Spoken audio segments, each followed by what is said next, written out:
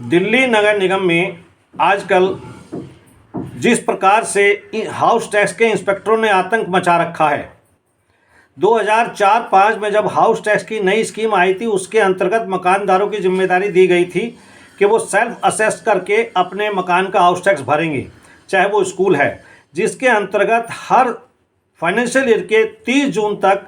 ये टैक्स जमा कराया जाता है, जिसमें सरकार को छूट भी देती है। पर देखा गया है कि जिस प्रकार से 20-20 साल पुराने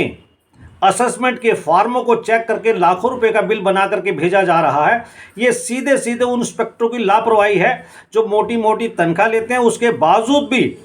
सेम ईयर में असेसमेंट ना करके मकानदार को ये नहीं बताते कि आपके फार्मों में ये कमी है।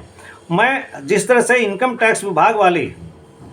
अगर कोई हम रिटर्न भरते हैं तो सेम ईयर नेक्स्ट ईयर तक वो बता देते हैं कि आपके इनकम टैक्स में ये कमी है, उसी प्रकार से हाउस टैक्स डिपार्टमेंट की भी जिम्मेदारी है। पर मैंने देखा गया कि हाउस टैक्स के इंस्पेक्टर, उसमें बैठे हुए असिस्टेंट कलेक्टर इसको पूरी तरह से नज़रअंदाज करते हैं। और मेरी ये मांग है कि ऐसे इंस्पेक्टरों के खिलाफ सख्त कार्रवाई की जाए। अगर किसी असेसमेंट फॉर्म में कोई कमी है तो इसका सीधा सीधा मतलब यह है कि उस इंस्पेक्टर ने उसको पूरी तरह से ध्यान नहीं दिया, और दिल्ली नगर निगम को अगर नुकसान हुआ है तो उसकी भरपाई जो इंस्पेक्टर हैं, जो असिस्टेंट कलेक्टर है, उनके पीएफ से की जाए, उनकी सैलरी से की जाए, उनको तुरंत सस्पेंड किया जाए।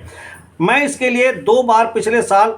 कमिश्नर से मिला हूं, असिस्टेंट कलेक्टर एमसीडी से मिला हूं, पर अभी तक कोई कार्रवाई नहीं की गई। Delhi state public school management association के अध्यक्ष आरसी जैन ने चेतावनी दी है कि अगर सरकार ने इस प्रकार से बिल भेजने बंद नहीं करे तो उसके खिलाफ बड़ा प्रदर्शन किया जाएगा। ये बड़े दुख की बात है कि जो हाउस टैक्स नहीं देते हैं उनके खिलाफ तो सरकार तरह तरह की स्कीमें ला कर उनको रिलीफ देने का प्रयास करती है, पर जो लोग ईमानदारी से हाउस टैक्स भरते हैं उनको इस प्रकार से प्रताड़ित किया जा रहा है। मैं पुनः चेतावनी देता हूं कि सरकार इसके ऊपर ध्यान दे, नहीं तो इसके लिए पूरी दिल्ली में एक बड़ा जन आंदोलन शुरू किया जाएगा, जिसकी पूरी जिम्मेदारी